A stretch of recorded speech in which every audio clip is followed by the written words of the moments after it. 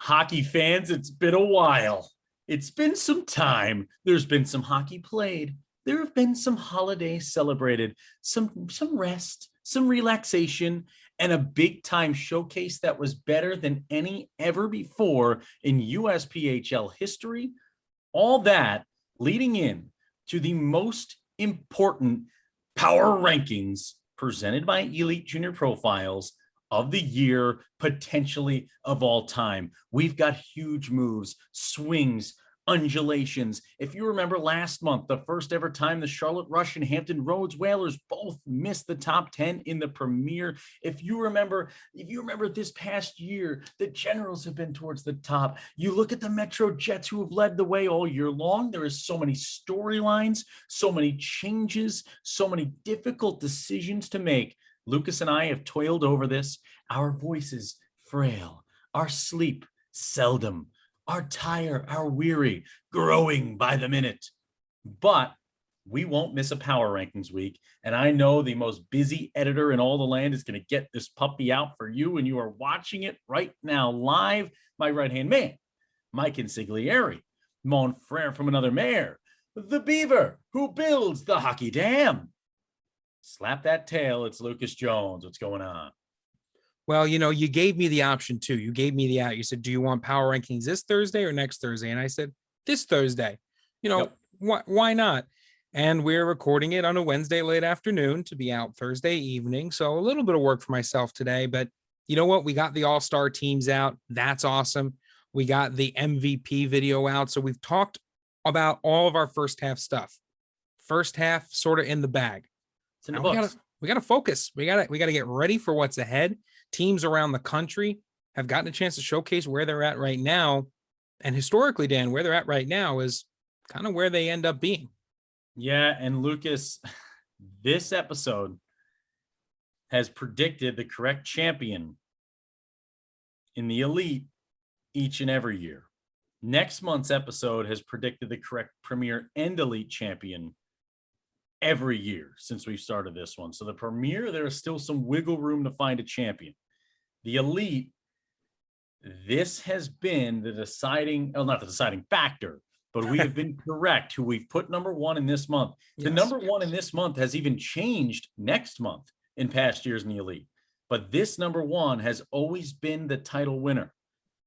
This month was crazy. Are you ready to begin the elite, Lucas? I'm ready. Folks at home, are you ready? Oh, yeah, I love it. Gosh, we're so ready. No, they're very exciting right now. Everybody excited. Everybody pumped up. We started number 10 in the elite. This team had an up and down showcase, but showed some strength at times, dropping 6 spots to number 10, the Boston Junior Bruins, 16-10, 1-2 in the year, 35 points as of taping. This Junior Bruins team, Lucas, they've had some good wins. They've had some losses.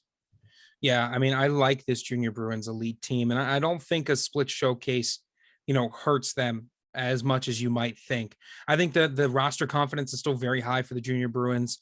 I think that the wins they did have were decisive enough to really consider them to be of quality. They've got a tough schedule coming up as well, so we may look very good keeping them in the top 10. We may look not so great keeping them in the top 10.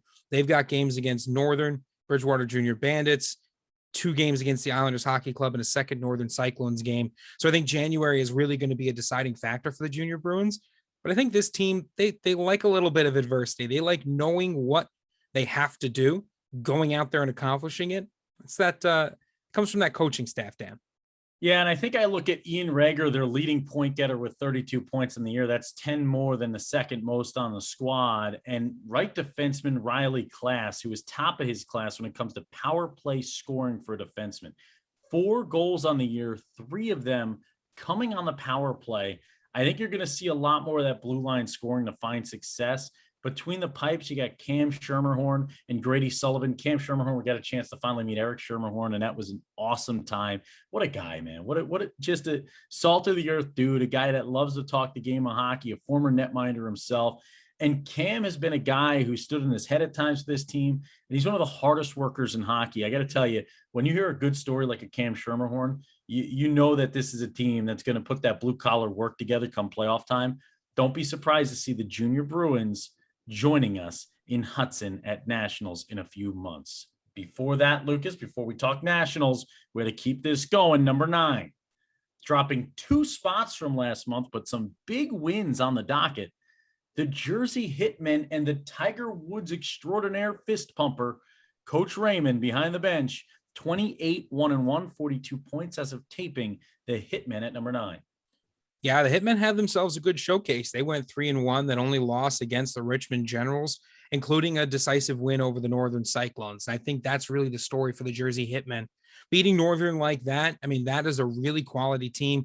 They've got high quality talent. And I think the Jersey Hitmen are once again proving that they are a top 10 team with the results on the ice. You know, they even managed to battle a tough Springfield Picks team, winning in a shootout.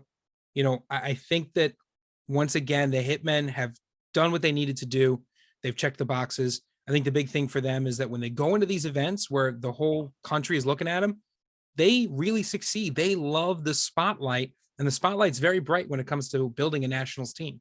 Yeah, I obviously love Ciosi, but a guy I got to talk about because we missed him on our All-Star team, right? We could have put both Jersey Hitmen netminders in the All-Star team.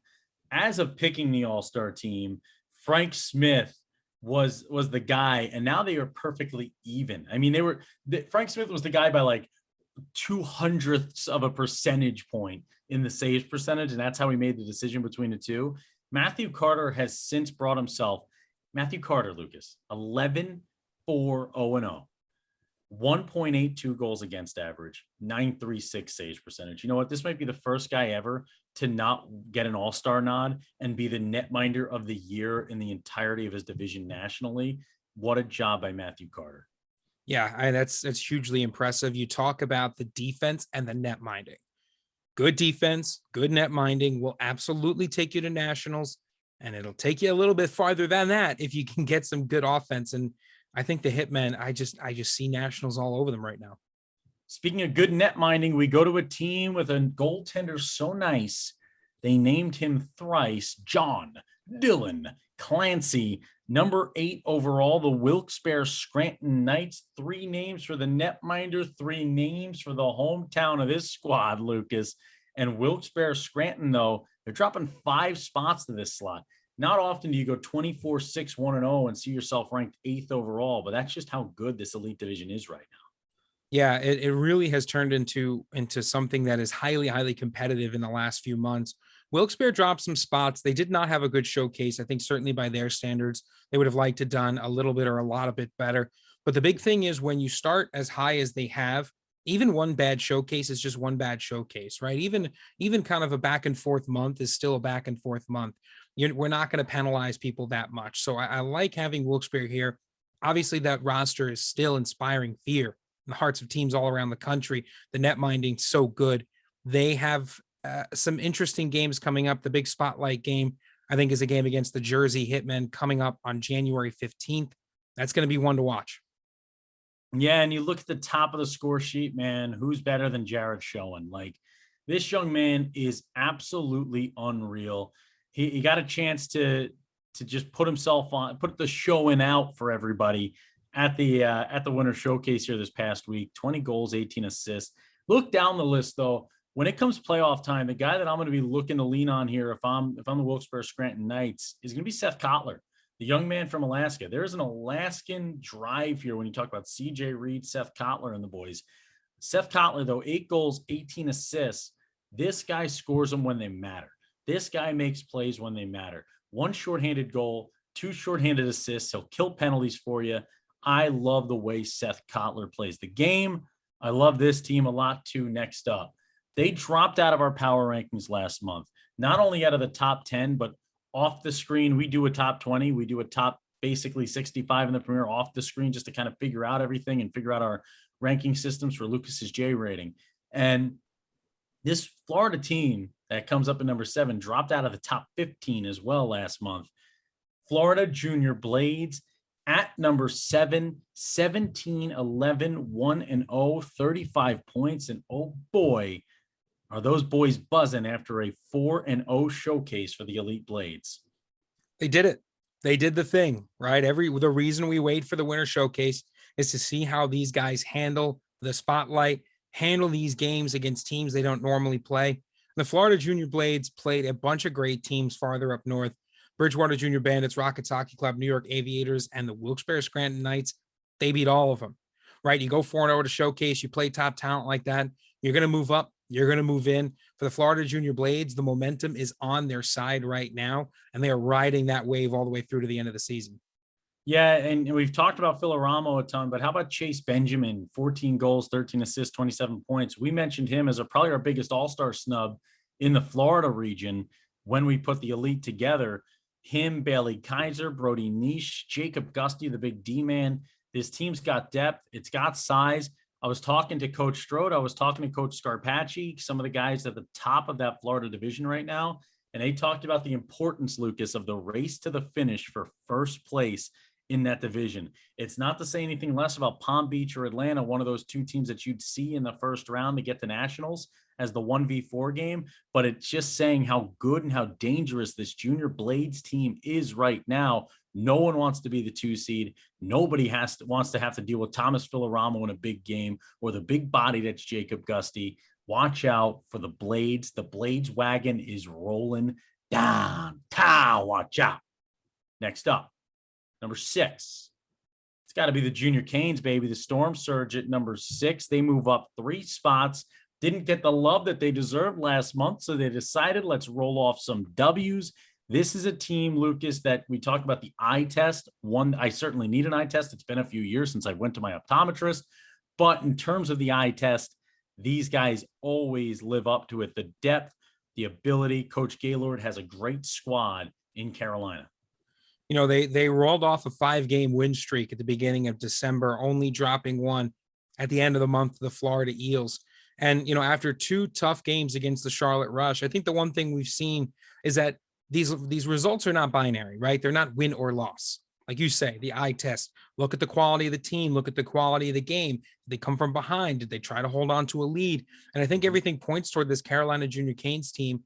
Middle of the pack, yes, but middle of the pack in the top 10. I think they've certainly earned that spot. And they're a team which I think could go both ways at this point. I think the coaches have said as much. He said, you know, when the guys put that effort in and the guys really, really switch in that extra gear, this team is nearly unbeatable. They're going to have to switch into that extra gear because, Dan, in January, 4 games against the Richmond Generals and 2 games against the Hampton Roads Whalers. That is an absolute buzzsaw. No, thank you. Bonesaw is ready. And it is an absolute buzzsaw. But you look at Aiden Ryan. Aiden Ryan might be the player of the year right now in this elite entirety of the elite. I mean, 25 goals, 26 assists, balance and scoring. Ryan Grant, 30 assists on the season for him, leading the way for the squad. 7 power play goals for Ryan Grant. 7 power play goals for Nolan Bolt, who is lightning fast. 7 power play assists for Cornell Cabus. I mean, Justin Freeman's a guy who goes under the radar with 10 and 9. You talk Emil Strandberg. What about Nolan Taberham, the left defenseman who doesn't get enough love anywhere, man? Taberham's a guy who I expect to see at the next level of the game. Carolina, 21-9-0-2, 44 points as of taping up 3 spots. To number 5, we move up 1 spot, the Islanders Hockey Club. The Islanders Hockey Club now the highest rated team, jumping the Boston Junior Bruins in that Norris division. They're 18-7-0-0 with 36 points. This is an interesting resume IHC's put together. Yeah, I mean, you look at the December they beat the Picks, the Mad Hatters and the Generals. The Mad Hatters and the Generals, of course, IHC heading down to that Florida Showcase every year. They want to battle the best of the best. And as you've seen so far, there's a lot of teams out of the Florida and Southeast that can sort of hold on to that title. You know, even though IHC went 2-2 and they went down to Florida, we can't punish teams for seeking out really top 10 teams, seeking out the best opponents to try to play. And I think IHC's mentality is, look, let's take the end of December. Let's go down and let's play a bunch of great teams. Then let's learn from that experience. Let's come back in January and make that final push. Wouldn't be surprised to see IHC continue to queue up that mentality in the month of January. I mean, IHC's got the best triumvirate in the elite. Papalardo, Banky, Rodillo. When they're on the ice, they can outscore anybody in the business. It is going to be hard to shut those 3 down. What it really comes down to is Bondar. Bondar, the Team Israel product for the World Junior Championships there. You look at Bondar, 10 and 9. he's got to add the depth. He's got to join Brea, Speth, Kelly, Luby, Lavaseur, Salampa. You gotta join those guys in creating opportunities as well. We'll see if he can do it, and we'll see if the boys can get it done from IHC. This is a good squad. This is a deep squad. This is one that'll have to find scoring from that third and fourth line, though, to take themselves to a national title contender. The top four of these are all national title contenders, Lucas. I think we can agree on that. Yeah, I mean, I think that's what these spots are sort of reserved for here. Combination of schedule, combination of success, and a combination of just being really, really impressed by the roster. Number 4, moving up 4 spots, a big jump for them in the month after a very tough schedule in December and early January. The Florida Eels slithering on in. Well, Dan, again, you talk about a team that did the thing. They went 4-0 at the showcase, right? Yep. We just talked about IHC going down to Florida. How about Florida then coming back up to Massachusetts, braving the snow, braving the cold, throwing on an extra layer and just coming out here and beating teams, beating the Junior Bruins, the Northern Cyclones, the Wilkes-Barre Knights, and the tough Springfield Picks team. They sought out the best. They beat the best. They deserve to be up here. They are absolutely a national contender. Caleb Harrop, 11 goals, 9 assists. This guy goes under the radar. Braden Bazovi. He is ridiculous, I guess. You could put a B on that word right there. Andrew Ward with 13 and 18. This Eels team, Lucas, right now, you want to talk important numbers. They are 22-8-0-0. They have 3 games in hand on the first place Tampa Bay Juniors, who sit ahead of them right now in the standings. 3 games in hand, back by 4 points. That means if you win those 3 games you have in hand, you are the number 1 seed. Tampa's the number 2 seed, meaning we talked about that team behind you right there at number 3. You have to play those pesky Florida Junior Blades if you're the Tampa Bay Juniors and the Eels can pull it off. How do they pull it off? Look between the pipes. Both levels of the Florida Eels, they're leading the league in net minding with both of their net minders. Matthew Shore with 16 goals allowed, 134 goals against, 957 saves percentage. Then you go to Jacob Moore. Give me some more of this guy, man. 198 goals against, 938 saves percentage. Both netminders a 10-2 record. Both of them. Both even on that one. 5 shutouts for Matthew, 2 shutouts for Jacob Moore. It doesn't get better than the crease right now for the Florida Eels. No, and I think that is, that is something that they rely on quite a bit. And you need confidence between the pipes. You really do. It allows that offense to get out in front and make a little bit more space for themselves. If you're constantly worried about having to back up your netminder all the time, you can't be as creative. You can't be as forward skating as the Eels are. And we all know that's a team that likes to get out and move. 100%, Lucas. You know who likes to get out and move too? The team that sits those 4 points ahead of the Florida Eels right now with 3 games left out of hand, I guess you would call them. The Tampa Bay Juniors, and you can look no further than Evan Spinella and Charles Garon in between the pipes for these guys. I mean, they have a lot to live up to, though, taking on those Florida Eels and Florida Junior Blades, both teams with the ability to score it and stop it. Yeah, and I think the big thing here is, especially at the elite level, to have that fantastic net minding, to have that net minding that you can count on. I think maybe even more important than at the Premier. You allow these young skaters to get out there and really focus on the offensive end. And Spinella and Garon are just 2 of the best. And I think that reflects in this 3 ranking. Their performance at the showcase, going undefeated. They're going to have to play the Florida Eels and Atlanta Mad Hatters and Palm Beach Typhoon, 3 teams that certainly can hold their own in a game against anybody. And, Tampa Bay, every year, Dan, they just seem to continuously scrape and claw their way up that chart. Mental. Hockey, Lucas, it's 90% mental. It's 40% physical. And that's what I always say. 90% mental, 40% physical. You just got to do the math, Lucas. And that's what I always tell folks. When you don't understand math, you can't understand the game of hockey, and you're a fool, okay, if you can't do math.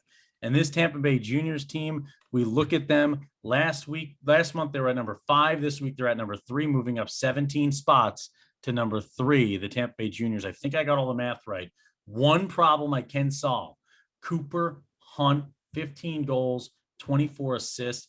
Bryson Uhrig finally starting to heat back up, man. He is just one of my favorite skaters of all time. Had the Hattie with me on the call down in Tampa Bay, Florida.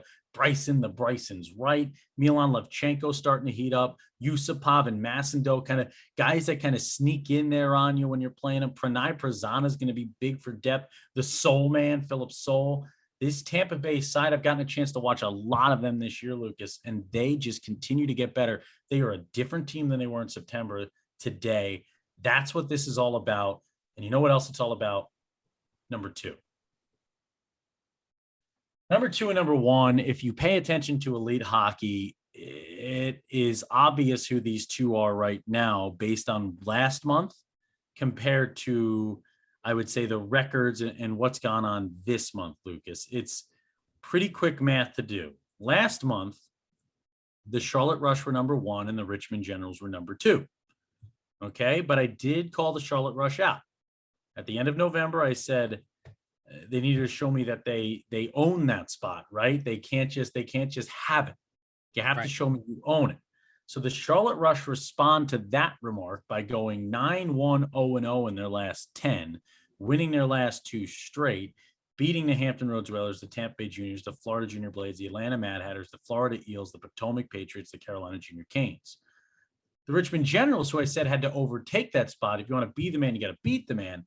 They just respond by going 8-1-0-1 in their last 10, 4-0-0-1 in their last 5 on a 5-game point streak. They beat Potomac twice, Hampton Roads twice, the Blades once, Palm Beach once, Wilkes-Barre once, Cyclones once, Hitmen once, Picks once, only losing to Tampa Bay in a shootout and IHC. Okay? So I got to look at that. I got to say the Rush were 1, the Richmond Generals were 2. There's no way you can tell me either side absolutely floored the other one. Right. So we keep it the same. It's Rush 1 and it's Generals 2 until when, Lucas? January 22nd and 23rd. January 22nd and 23rd. That is Saturday, January 22nd, Sunday, January 23rd. The number 1 Charlotte Rush, the number 2 Richmond Generals. Lucas, we will be in Minnesota. We will see if it works out timing-wise, but we may just have a watch party for that game on YouTube that the parents can watch along with and see our live reactions to all that goes on in that number 1, number 2 slugfest. Yeah, that is going to be a fun one. And of course, because coaches like to make our jobs as hard as possible, I'm sure they'll split the series, right? They'll win 6-5 and 5-6. Yeah, I mean, it's 2-2 already. They played each other 4 times, home and away. Each team is a win on the road and a win at home. It's a good thing this isn't a trophy game weekend. Otherwise, you'd be cutting a trophy in half potentially. But I mean, these two, it is a heavyweight fight at the top, right? And these two teams, they continuously cement themselves as 1A, 1B, it seems like some months. And they just continue to fight it out to a point where if you lose 2 games, you might find yourself in a different position where you're at right now. The one thing that we always say about the teams at the top is you do end up with a bit of a target on your back. But I think both of these teams function even better when people are trying to bring them down, right? There is the evil empire persona of the Charlotte Rush. And for the Richmond Generals, nobody likes us and we don't care, right? I've called them salty on a number of occasions, but you know what? They back it up. They back it up with wins against anyone who walks into their building, any building they walk into. So until you beat them, that's where they are. And you know what? Call me Salt Bay, because this is a team that can sprinkle it on all they want. When you play as well as RC Likes Richmond Generals do, week in and week out, you can be salty. When you're the Rush and you win games, you can be the evil empire. This is a team that they have earned the right to be that squad, right? They win games. They double dipped last year. They won a national championship at both levels. Now they're put in a spot where the target's on their back all season long. That's what you got to remember. Like, it's the Metro Jets syndrome that I always say on the other side of it. When you look at the Premier, the Metro Jets always have a target on their back. All right. They're undefeated half the year. When the Metro Jets lose a game, it is a story. It's a story. They could play 50 games in a year. And if they lose a game, it's a story. There's not many teams that have to deal with that. When the Rush lose a game, they have gotten to the wagon status where one loss is now a storyline for everyone to discuss. So what happens is when the Rush lose a game, we all think, oh, down goes the king, right? Down goes Frazier. And you look at it right now, this Rush team, this Generals team, the Generals, they win a couple years back in the elite. The Rush, they win a cup last year. They were both ranked number 1 in those years at this point in the season in our power rankings. So if the power rankings conclude and for the 7th consecutive year ring true, then we will be 7-0 all time in this number 1 being the national champion, and the Charlotte Rush will repeat in the elite.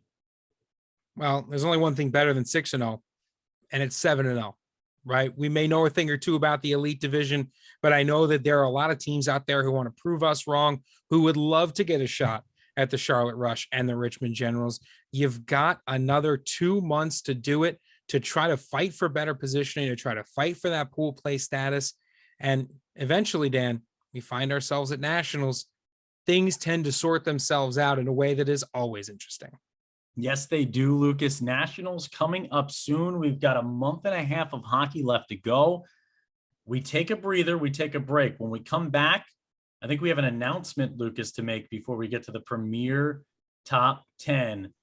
Who won the Holiday Follow Challenge? Over 5,950 votes tallied through the Dan K Show pages, another 2,000 in the final week and a half on the USPHL pages. That is a record all time for the amount of votes for the Holiday Follow Challenge with the new entries, with the new opportunities. So, Lucas, we look at it.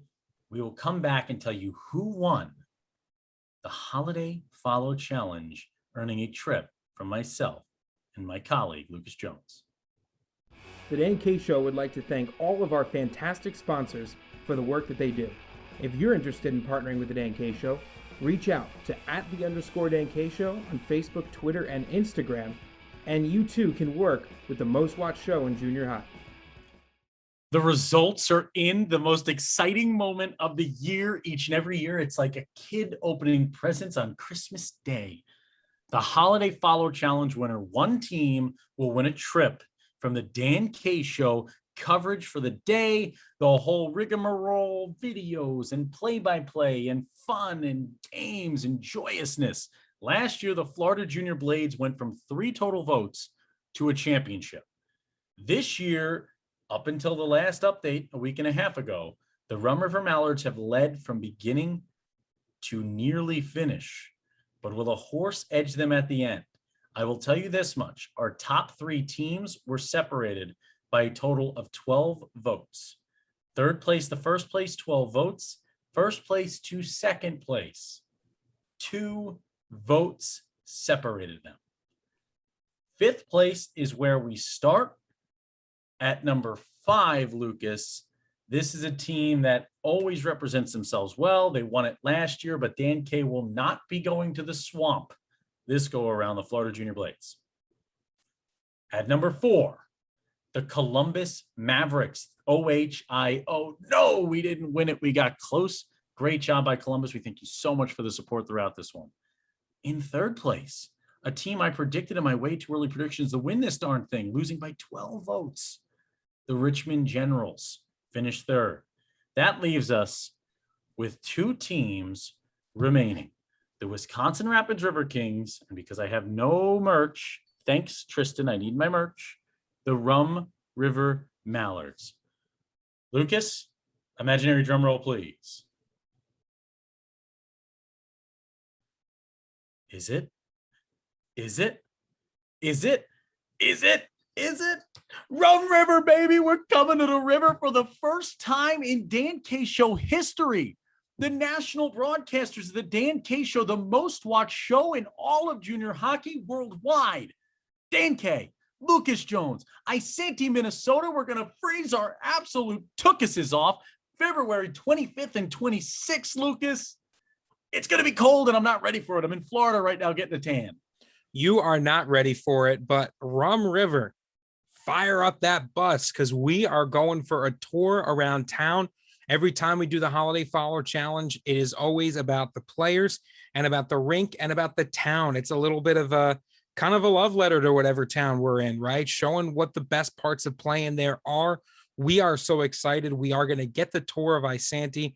of the facility. It is going to be a fun weekend. Apparently, it's family night, and the place is going to be bumping. Minnesota Moose, Rum River Mallards, Friday night, 7 p.m. Central Standard Time. Steel County Blades, Rum River Mallards, Saturday night, 7 p.m. Central Standard Time, February 25th, February 26th. I've lost you on my Zoom, Lucas. I can't see you now. I can. I'm so stoked. I'm so excited. I want to meet the mayor. I want to sit down with them, and I want to discuss if they need a new president of the town. If they have those, I am happy to be the honorary key getter at any point.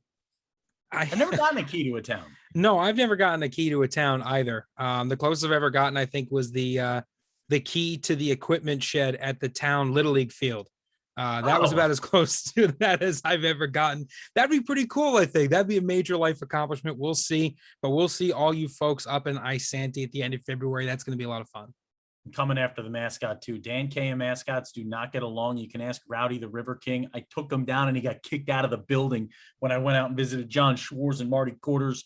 Let's go. It's time to get to the premiere, Lucas. We congratulate all of our teams. We thank all of our teams and our fans for supporting the Holiday Follow Challenge each and every year. Over 8,000 votes tallied between the USPHL and Dan K Show pages. The love that poured out from you guys throughout this thing, the love you guys pour out each and every day.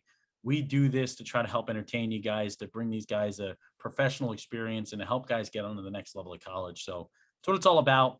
Let's move on, baby. Elite Junior Profiles presents your power rankings in the premiere. This was absolutely ridiculously impossible. Some huge moves in this one. Yeah, I mean, this was almost a toss-up at times. I know we were close on some of them. We were very close. We were actually even exact on a few teams. But then some teams, we had a crazy, as much as 5-spot difference between them. Tough to reconcile, a lot of long conversations, but pretty happy with what we put together. Number 10, Lucas. We start there. I almost started with number 1. That would not be the way that you unveil a top 10. People would tune out immediately. Number 10. This is a team that drops 3 spots. Lucas and I had it out on this one. I wanted to put the Aviators here. Lucas has the Florida Eels, his national champion pick, 22-5-0-3, 47 points. Talk to me, Lucas. Defend your statement. Well, look, I know the Florida Eels at the premiere had a tough showcase, right? So they went 2-2 here. There are 2 losses against Northern and against Wilkes-Barre. You go back to December, you look at what they were able to do, and it's a little back and forth as well. Split series against the Tampa Bay Juniors. You had a win against the Florida Junior Blades, a loss to the Hampton Roads Whalers. In a kind of up and down situation, I look at the teams they played. I look at the roster. Is it fair to say that my roster confidence is still high? Absolutely, because I'm the one saying it. I think this Florida Eels team has the roster to get it done. I think every team goes through a slide. In the premier level, there will always be a set of games that every team has where they're not themselves. I'm willing to bet that this is the Florida Eels' time to slide. And what comes after the slide? It's the bounce back. And I think they're primed and ready. I keep saying that to myself with my crypto holdings, but we will hold our breath and wait and see. In terms of the Florida Eels, Lucas, Duncan Rollman and Alexander Caron, this is a team that's built for tournament hockey, right? This is a tournament hockey team. You have 2 goaltenders like that. You're built to win the big games, the battles, the slugfest, the grind outs. We saw them play a Charlotte Rush team earlier this year in Florida and in the Southeast. Both games felt like they were the national championship game. Those 2 teams have turned into the Red Sox and Yankees. Those 2 teams have turned into Ohio State, Michigan. Those 2 teams have turned into absolute rivalry. Duke versus UNC. It's incredible to watch. This Florida Eels team, it's going to start from the net, and I will also keep screaming about Damon Kiwasu until he is signed by an NCAA squad, because Damon Kiwasu is the difference maker. He is that key. Stop what you were doing and watch Damon Kiwasu today. That is my boy, man, out there on the ice, the way this guy plays. Number 9. Speaking of our boy, we love the Rockets Hockey Club. We love a guy who got his teeth knocked out by his own players and chuckled it off and had to wait a couple months to get his new fake tooth in there and get it repaired. Jason Kilcoyne and his Rockets Hockey Club side, 24-4-2-1. They move up from that 3-way tie in 10th that they had last month with Wilkes-Barre and the Aviators, drop into 9th place. It was the best of times and the worst of times this past month. Yeah, they did have some trouble, but I think they can kind of hang their hat on a win against the Toledo Cherokee, a team that we were really impressed with in November and December, and a team that is still very good. They just also had some struggles at the Winter Showcase.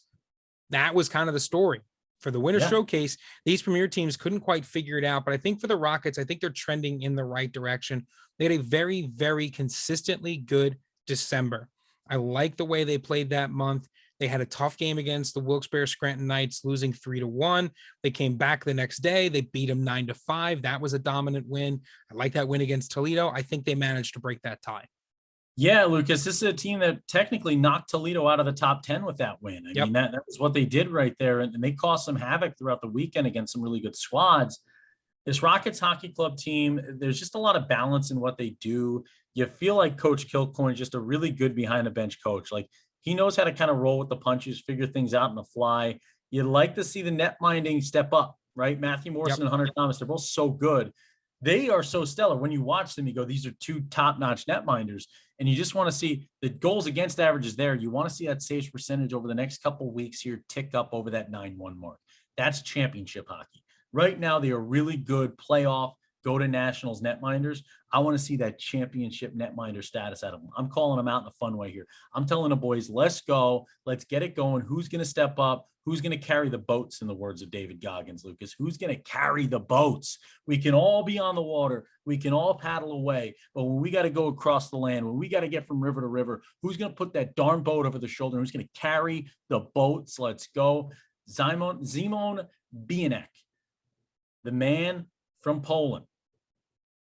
Bieniek is what he goes by for real. It's like me. Kemchek is what I go by, or Mieczek.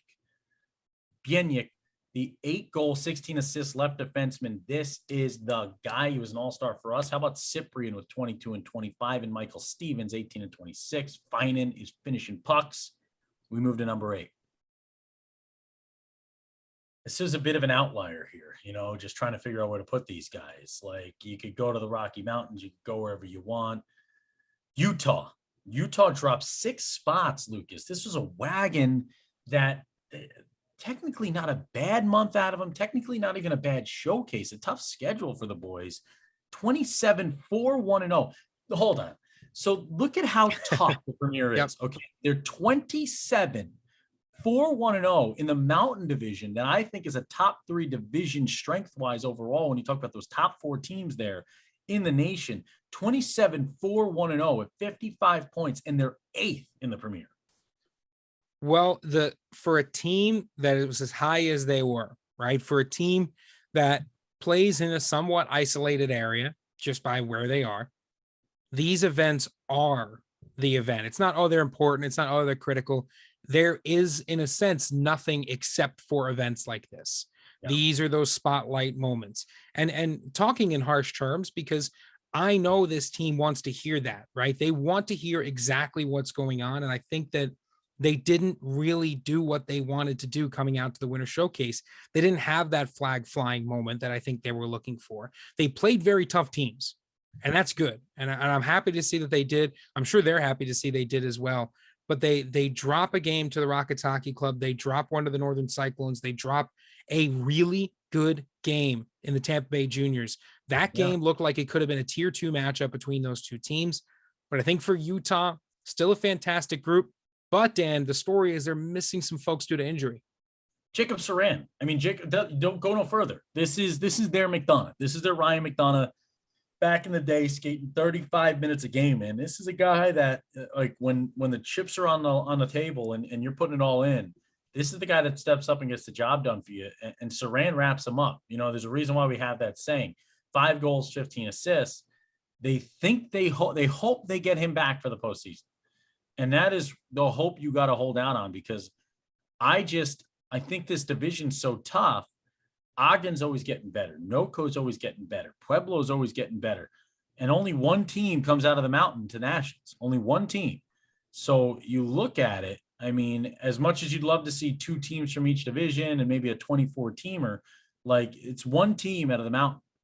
And Miles McHugh, Parker Williams, Nicholas Schwab, they can do all the scoring they want. Will Cohen, guys like Matthew Kepke, guys like Magnus Einerson, they're going to have to step up. Kai Stothers is another guy. Like, you look down a list, it's never ending. All the guys that are going to have to step up to fill a role like Saran plays for this squad. This Utah Outliers team can do it, though. And that's the whole point. Yeah, and it's not to say that we feel as though he's the entire team, because that is 100% not what we're saying. We're saying that he is kind of that linchpin sometimes, right? The guy that you can count on, and when you lose that, you have to then find other ways, right? If you're missing one of the spokes in a wheel, the other spokes then have to work double time sometimes to catch up with it. I just feel like right now they're finding that new balance. Confident they will find it, though. They were an extremely talented team. Yeah, Lucas, to put it into perspective, Saran has 9 power play points in 23 games, right? You look at the rest of your D-men, Koepke with 3 in 30 games, right? That's your next guy that stepped into that Saran role. And it's Koepke hasn't been in that point role. He's just stepped into it for 7 games. That 1 and 2 is him stepping into it for the last 7. But it's tough. It's tough to play a season and be that guy who's the support role to Saran and the tough guy and doing this. And now you got to step in. I'm excited to see what Utah can do. I guarantee you, I'm going to tell you right now, Koepke's got 7 and 15 right now for 22. By next month, when we talk about this squad, he's over 35 points. That is a huge statement I'm going to make right there. I think he gets 4 power play points over the next month. I think by the next time we talk, this young man's got 35 plus. Watch out for Matthew Koepke. It's going to be the Koepke show in Utah. He's going to step into that Saran spot, and we are going to see the Utah Outliers in Hudson, New Hampshire at Nationals. Can't wait. Number 7. This one's controversial. I will say there was a moment where instead of this team being in the top 10, I had them out all the way and had Toledo in their spot. The Metro Jets. The Metro Jets, who have been at number 1 the last 3 months consecutively in the Premier, dropped for the first time all year out of the top spot to number 7, 6 spots back. You want to talk about I just mentioned it earlier on the show if you're watching the Elite Talk. 28-4-1-0. A loss for Metro feels like 10 losses for anybody else, and it's a tough place to be, but they understand the target's on their back. Like, you don't see Coach Serralo, or you don't see any of the crew there, Coach Q, Coach Lovell. You don't see them crying over spilt milk. They're not going to whine. They're not going to sit here and tell us, why are we at number 7? Why aren't we at number 4? Why aren't we at number 8? You know what they're going to do? They're going to do what winners do. Winners are going to go back to the drawing board and figure out how to be number 1. That's what they're going to do. You know what I mean? So many times I hear complaints, I hear calls, I field emails, and it's, why am I not here? Why am I not there? Okay, that's fine. I'll field that call. I'll have that conversation. But folks like the Metro Jets, Lucas, they're going to put the pedal to the metal. They're going to try to drive back up to number 1. They sit at number 7, though, right now. How did it happen? Well, I think they had, for them and for their standards, a tough December. Obviously, that home and home against Toledo, right? They lost the first game, and just coming back to win that second game by a score 6-5. And I think that with the loss to the Moose at the Chicago event, and then Lake Tahoe and Wilkes-Barre beat them at the New England Sports Center. The problem is that when you're a number 1 team, the ledge you're standing on is very narrow and it's very delicate, right? And it can give way at any moment, and all it takes is a little bit. And I think that's a reflection here. And the biggest worry for me with Metro is sometimes they get into these moments where they're unable to score. They've had some games where they've only scored 1 goal, and a lot of games where they've been held to 3 or less in these tough matchups. For them, that 3 or more is really what they're looking for, even with their fantastic net minding, right? Because again, when you have goalies that are as good as their 3 goalies are, a bad night for them might be giving up 3 or 4. But then the problem is, if the offense doesn't respond, now you're losing games by 2 goals with, 3-1, 4-2. I think that's where you can get into trouble, especially in a national situation where you're only playing the top teams and only the top offenses and defenses. But I think, like you say, Dan, I'm confident that Metro's going to figure it out. They'd rather take their licks now than at the end of February. And that's what it's all about. And like, if you ask me right now to power rank who I think is going to win the title, like our power rankings, it's going to be recency bias. We're ranking based off of what's happened in the last month and a half. When there's ties to break, we look at the whole season. But junior hockey's it changes every month. It changes every month. And with Canada closing up now, You have players coming in, man, and that's what it's going to be. And it's a lot of next man up mentality in this game of hockey, and good, bad, or indifferent like that. That's how this thing shapes up as time goes on. And you might be 7 this month. It's like you might be 1 last month against the Metro Jets, but now you're 7. Well, guess what? The same thing can happen the other way. You might be number 1 next month, Lucas. So it goes back and forth. It's an up and down battle. Schaumburger, Hellman, Fluteau, these are the guys that are going to step up. Christian Dragna with 26 points on the year. Ryan Messing, who's never messing around.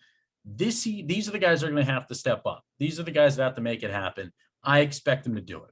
But another team that has stepped up, Lucas. So last month, controversy.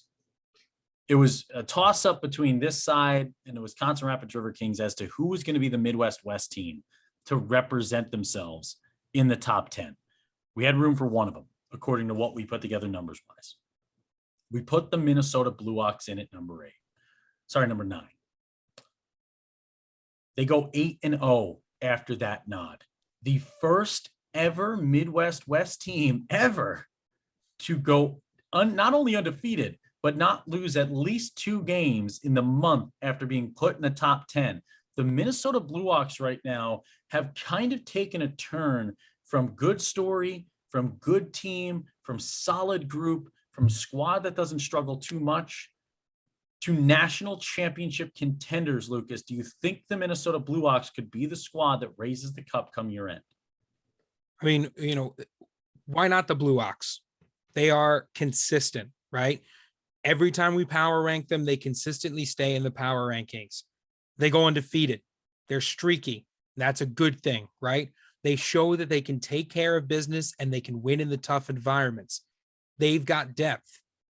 That roster depth that they've carried through all season just gets better and better as the team gets closer and closer. And they're playing in a difficult division. The Midwest West is a tough division. And not only do they survive, not only do they stay in the top 10, but they move up, which is something that the Midwest West doesn't necessarily do in power rankings historically.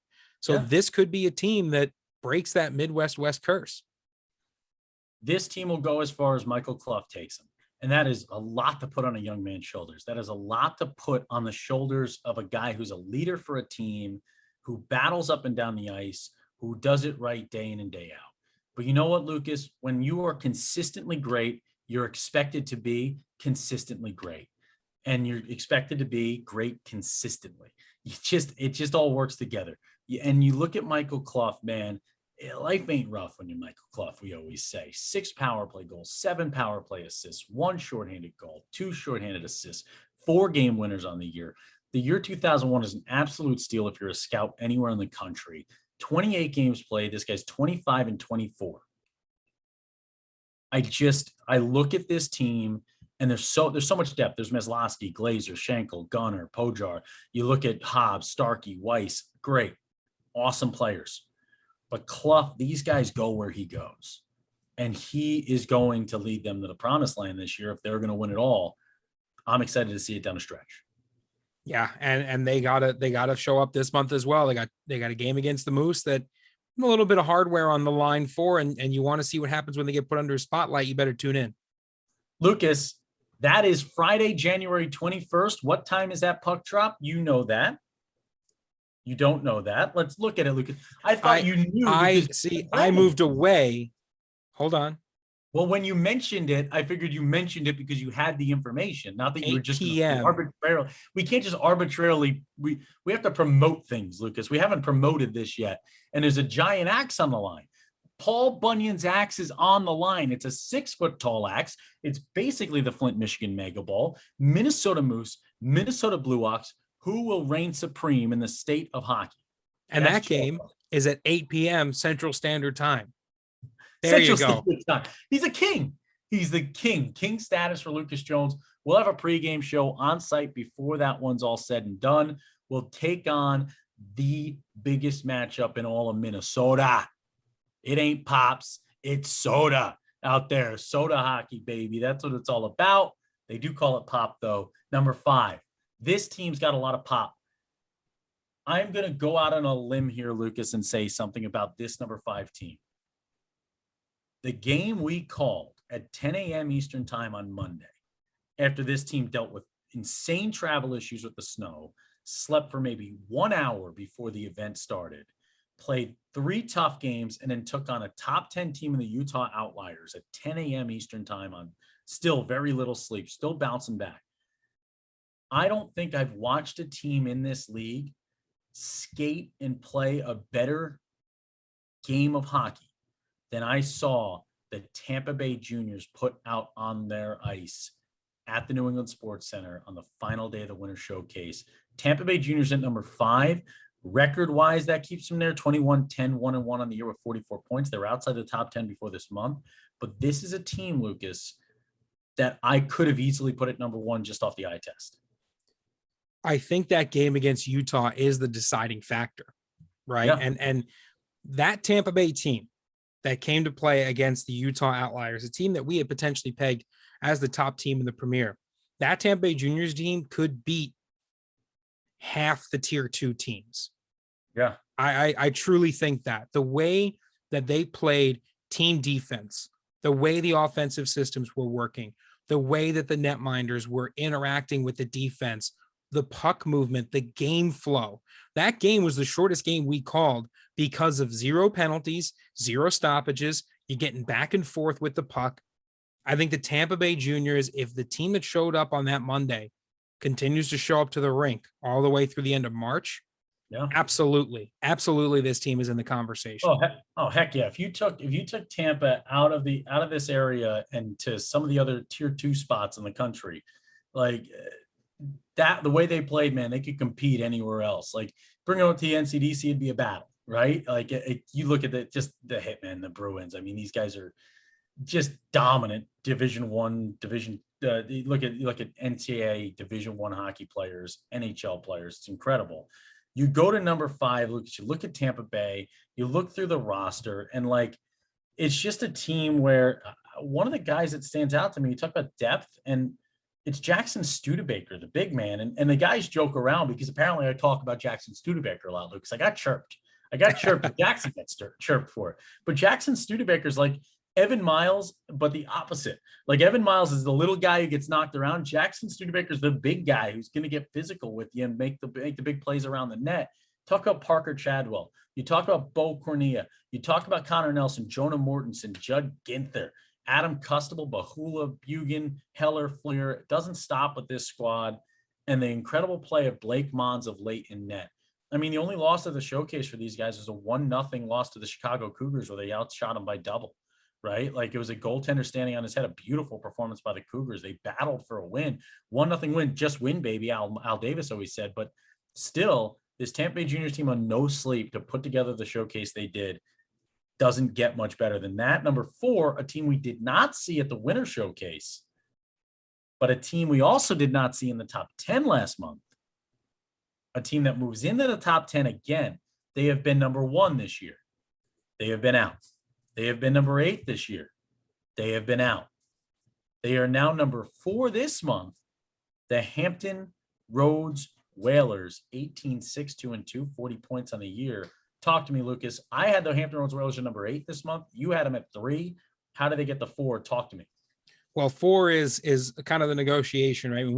When we are as undecided as that, when we're that far apart, we got to really dive into it. And what it came down to was, Dan, you trusted in a little bit of my judgment there, where you could nitpick at a couple of things, but there's something about it, right? You said there's an intuition there that made you put the Hampton Roads Whalers that high. And I think what I like about the Hampton Roads Whalers is you look at the December, 2 wins against Richmond, a win against Florida, win against Palm Beach, a win against Atlanta, a win against IHC. Those are all wins in December, right? Maybe you have a split series to start off your first weekend back in January against a really tough Potomac Patriots team.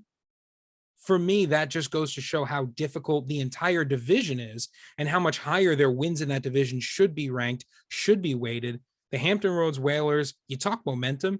This team is all momentum, all talent, all skill. I like them here at 4 because when you think, could they compete with the teams that are around them? I think the answer is a resounding yes. Of course. I mean, Kenny Vaughton net, an all-star there with a 2-1-1 goals against, 10-1, 0-0. Got his first loss of the year this past weekend. He's got in regulation. He's got 2 shootout losses. Cannon Flajol, fire the cannons. I mean, this guy in net, you got 2 good netminders that can play the game. Callan Daly, Shane Adler, Mark Paget, Connor Carlisle. You look down the list here. This is a squad that can score it. How about Alonzo Colburn, the left defenseman who was a Kyle Watson favorite? All right. Watto loves himself some Alonzo Colburn. He's always saying, give Lonzo some love. Well, guess what? The big man, Mr. Colburn, burns them up from the blue line all the time. This Hampton Roads Whalers team, the big thing you need to find is consistency, Lucas. We talk about that word again. You got to steady the ships now. Each time they've made it to the top 10, the next month they've been out of the top 10. I understand the difficulty of the Southeast Division. I understand the travel. I understand the battles. I understand the scrapes and claws that come up playing in the Southeast Division of the USPHL. But got to live up to it here. Got to live up to that number 4. Keep climbing up. Keep going. Number 3, Lucas. This team moves up one more spot. When they were at number 4, we were told that we apparently never watched them and we did not pay attention to them and we had no love for them. At this point, it is like I have given them 12 days of Christmas. They have, by the way, 12 days of Christmas, Lucas. It's like 8 of the gifts are birds. Like so many birds. How many birds can you possibly have? Does this woman have a bird farm? Is that what's happening? I think potentially when the song was written, birds were the only form of leisure activity. So that might make the most sense. How are birds a leisure activity? What does that mean? Well, you ride a bird, you jump on their back and you fly? Well, you watch them, but there are so many different kinds that you get a unique experience each time. I'm saying that when the song was written, that was most likely the case. I mean, bird watching is obviously still a thing, but historical context. I don't know, man. All I'm saying is this geese ain't a laying an egg. It's the Northern Cyclones at number 3. These guys 23-2-1-1. I had them at number 2. I move them back to number 3. They just keep getting better and better. They don't stop, Lucas. They beat everybody. Talk me through some of the big wins the Cyclones put on paper this past month. Yeah, I mean, they really, really have done a good job. They beat the Florida Eels at the New England Sports Center at that winter showcase. They beat MJDP, Fresno. They beat the Utah Outliers too. So Utah had a difficult schedule for sure. But the Northern Cyclones, 1 win, 2 wins, 3 wins, 4 wins, an undefeated winter showcase. Again, spotlight on, you find success so important. And their December was good too. A hard-fought game against IHC. They end up losing by just 1 goal, but really doing well against a lot of varied other opponents. They're just built to win. And they're coming out of the North Division. So they've got, a little bit of that rough and tumble style of play, that huge defensive look. And I think that serves them well. Tillinghast, Marchant, Newsma, Galtieri. It just doesn't stop for him. Jacob Howell's just my guy. That's the dude. Like Jacob Howell is just, he lives up to the verbiage. If you're going to talk about it, be about it. He does it every day. Lucas, we were floored by Trip Clark's return from shoulder injury. We didn't know if he would get back into the junior ranks and play again between the pipes. He does. And he doesn't just do it. He doesn't just get back the Charlotte Rush member from last year, the former Utica Junior Comet. He now is 10-0, 10-0, a 1.30 goals against average, a 9.37 saves percentage, 2 shutouts since returning from injury. There is no better story right now in junior hockey in the USPHL Premier than Trip Clark between the pipes. And then you look at Kyle Meyer, Trip Clark 10-0, Kyle Meyer 12-1-1. He's got a 1.96 goals against average, a 9.25. If you can play that way between the pipes, if you're giving up less than 2 a game, it just simplifies what the team in front of you has to do on the ice. They have to block shots. They have to be smart with the puck. Just don't turn the thing over. Don't make stupid plays. Stay between the boards, play tough, get the pucks deep, and score 2 a game, and you win yourself a national championship. This is a team, Lucas, that they were, I'm gonna say it, and I guarantee you they'd agree with me. They felt embarrassed last year by that semifinal game against Charlotte. They didn't have their best in that game. They were tired out. Charlotte got out to an early lead. Northern just couldn't stay out of the box, and they dropped 1 to the Charlotte Rush. The Misha Sonk, You see that video everywhere, over 7 million views on social media. It continues. And you look at it, this is a team with Coach Dub, and I will never pick them on camera because Coach Dub has specifically asked me not to jinx him. Because every time we talk about them, they lose the game. But this Northern Cyclones team, they want revenge. And I think they're going to get it this year, Lucas. I really think that this could be the year that a team from New England in the Premier raises the cup. I am excited to see what Northern puts out there come playoff time. I think they climb the Nationals. I think they are a title contender right now. Yeah, I mean, I agree. I think that they are built for success. And I think they've got momentum. You always want to see a team climbing as you get later and later in the year. And I think they've got that extra little something. It's that little something that has those players reaching out to us in our DMs, telling us, you better watch this weekend and then win in 2 games. You better watch us at the showcase and then win in 4 games, right? They talk and then they back it up. Lucas, let's go to another team that talks and backs it up. At number 2, they were knocked out of our top 10 power rankings last month as well. The Charlotte Rush have stormed all the way back. How in the world did this happen, Lucas? 8 straight wins. That's how it happens. They went undefeated in December. They have 4 wins now through January. They are a team that wins every game. And there's not much you can do, right? Because they're going up against really quality opponents, the Junior Canes, the Potomac Patriots. You go back to what they did in December, right before the break. They've played the Florida Eels, with my pick for a championship contender, beat them in a shootout, right? The shootouts don't count in my mind, but I'll tell you what, a win looks a lot better than a loss in that situation. So for the Charlotte Rush, you keep winning hockey games, you keep moving up the standings. And I think, once again, this is a team that falls into that momentum category. They had their struggles earlier in the season. They made some roster changes. The team gets closer together. They continue to move up. Everyone should be watching out for Charlotte. Yeah, you got Nick Anderson. You got Bubba Batista. He's not had a normal Bubba year so far. And you got a guy who, if he can get hot in the second half of the season, things can turn around. Nick Anderson's just been an under 2 goals against average, one of the best netminders in the country right now at any level of the game. Drew Iannucci, the Arcadia man, Jacob Wilson, Aaron Hamill, Aaron announcing his presence with authority, Michael Reed, Ethan, the human drumroll, the Mumbrum, David Markovich, who's always on the Markovich, take it to the Max Bronstein, Dylan Ray, Russ Tedesco, Ethan Henry, Sam Brisson. This team is nonstop. They'll continue to add. With the Canada shutdowns, you're going to see players come in for Charlotte.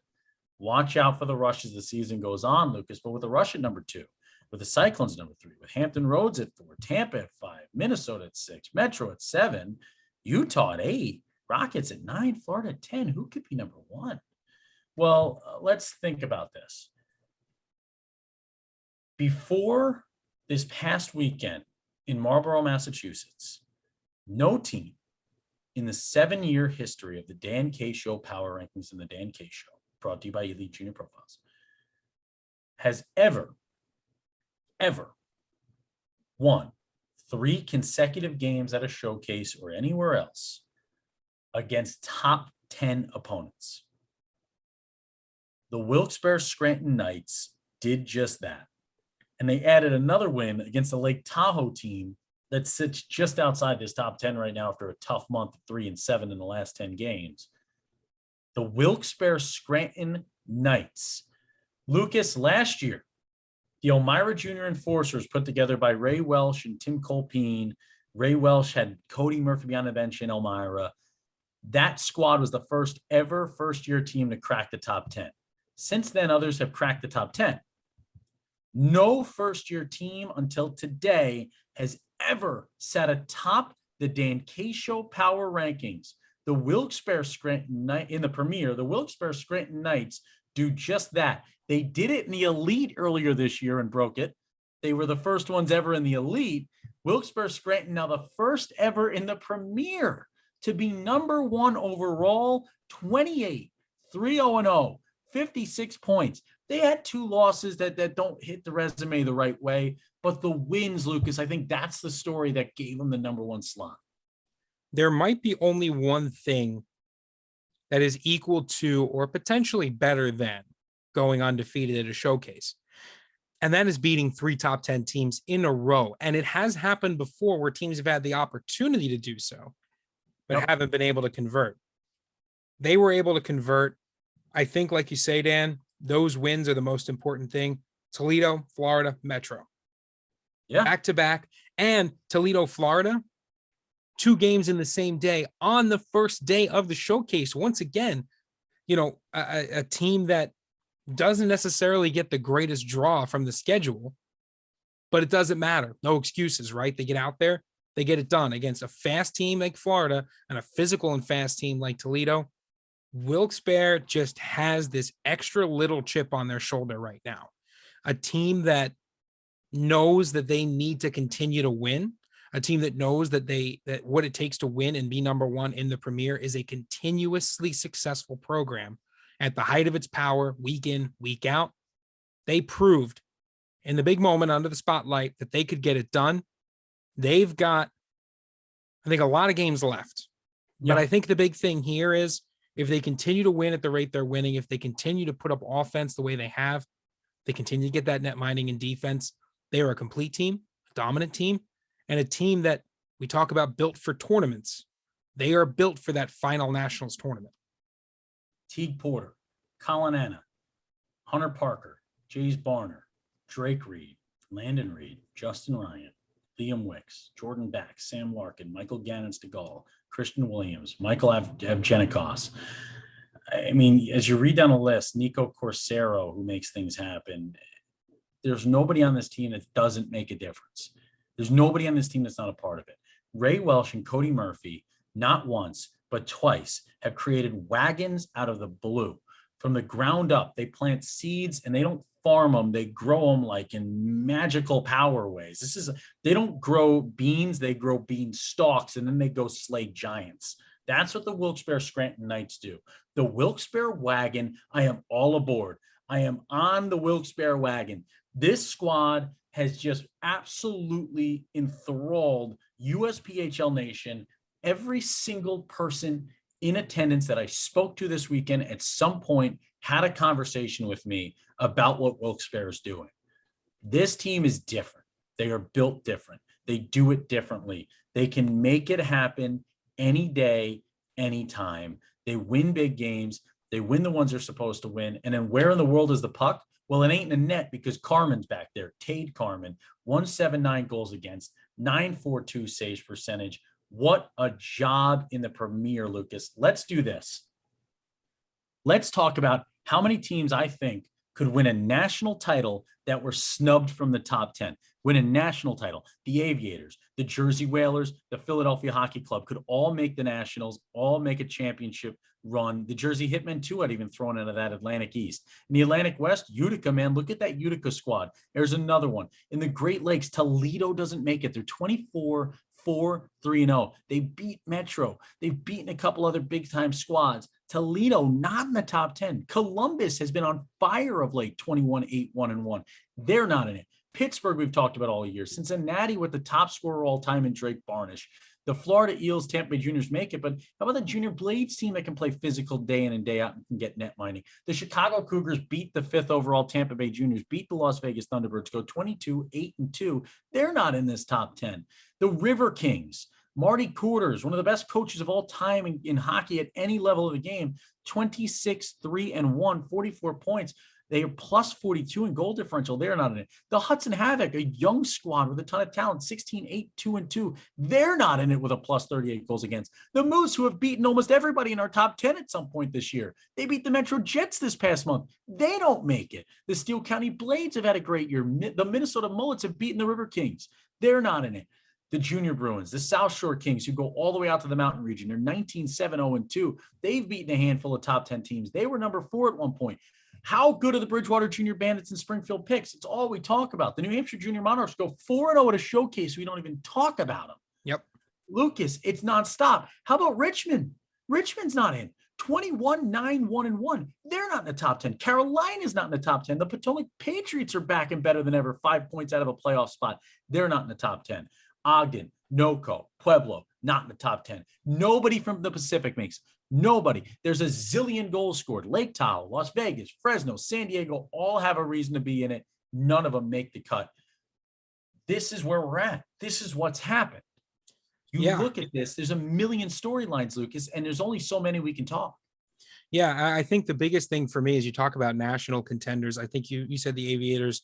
I like Ogden as well. Toledo is 100% in that conversation. The Chicago Cougars as well are a team that are in that conversation. I think the biggest thing for me that I will be disappointed with as we get to the end is that you're not going to get to see as many representatives from each division as you'd like. Yeah. Some divisions obviously going to have a little bit more representation than others. That is unfortunate because there are a lot of really good teams. You're telling me that the Atlantic East, I have to decide right now between the Rockets, the Aviators, and the Jersey Whalers. Yeah. That only one of those teams is going to get there. That's a tough draw. Yeah. And Philadelphia Hockey Club, who's got to win against each of them. Who's had a good win against each of them. So you're telling me that out of the top 4 teams, we're only going to get to see one. I think that's disappointing. I think that, us having our top 10 in the Premier is disappointing for us personally, even though we make the rules. But you keep it as tight as you can, keep it as competitive as you can. And those divisions, Atlantic East, Atlantic West, got to battle. There is no second place there. No, there's no second place. There's none in the Pacific or the Mountain either. You got to win. You got to win. I don't care how you do it. You got to figure it out. And that's what it's all about, baby. If you don't like it, if you love it, if you hate it, whatever you feel, reach out to us. Reach out to us. We love it. We love to get chirped. We love to be praised. We love it all, man. That's what this is all about. It's about you guys. It's about you watching right now, the players, the parents, the families, all you folks, the coaches who put all this time, all this effort, who just make this all possible. We thank you guys so much. We thank you so much for watching it. At @the_NK Show, Facebook, Twitter, Instagram, and TikTok. Thank you to Elite Junior Profiles for making it possible. Now with hats, they've given us hats too, Lucas. You're going to see new Star of the Game hats each and every time that award is given out. Paul Peckman, Lane Houck, and the whole team with Elite Junior Profiles. Take your junior profile to take your whole recruiting profile to the next level, not just for your hockey player. Go to elitejrprofiles.com today. Sign up for the Disc Enhanced profile. Tell them you found it here. I'm telling you right now, guys, with NILs coming up, with the ability to make money in college, it doesn't matter if you're in the ACHA and the NCAA, Division III, Division II, Division I. You can make money on your likeness, man. You can make money. You can do this now in this game. Get those tools. On top of all that, you can work as well to be seen by college coaches nationwide, and you can do it all in one spot, one place. And Lucas, I look to you now and I go to your parting words. What do you got for us? Well said. It's been a long show here, folks. As we close out, my parting words, just want to remind all of our young athletes out there around the country, we're there for you. This time of year, you get through the holiday season. It's been a long season. We've had this pandemic has gone on for a long time. This game can be tough. It can be physical. It can be hard. We can lose games at times. We can have tough weekends. We can have tough weeks. We can be dealing with stuff off the ice as well, whether it be family, relationship, whatever it may be. Just know that the Dan K Show, that your teammates, that your coaches, that your families, we're all here for you. And if you ever need anything, the Dan K Show is always here to reach out to as well. Lucas and I we're always here as kind of a sounding board, no matter what it may be, whether it's about hockey, about life, whatever it might be. Don't ever be afraid to reach out. There's always someone to talk to. www.dankshow.com. You can contact us there. It's a family atmosphere here with the Dan K Show. If you play hockey, if you're a young athlete trying to get to the next level, we're here to help you. Congratulations to Vesey Lampin of the Palm Beach Typhoon, who's making his way up to the Northern Cyclones NCDC for the week. When Dan K's on a mic, it is always hockey night. Lucas, have fun editing this very large podcast.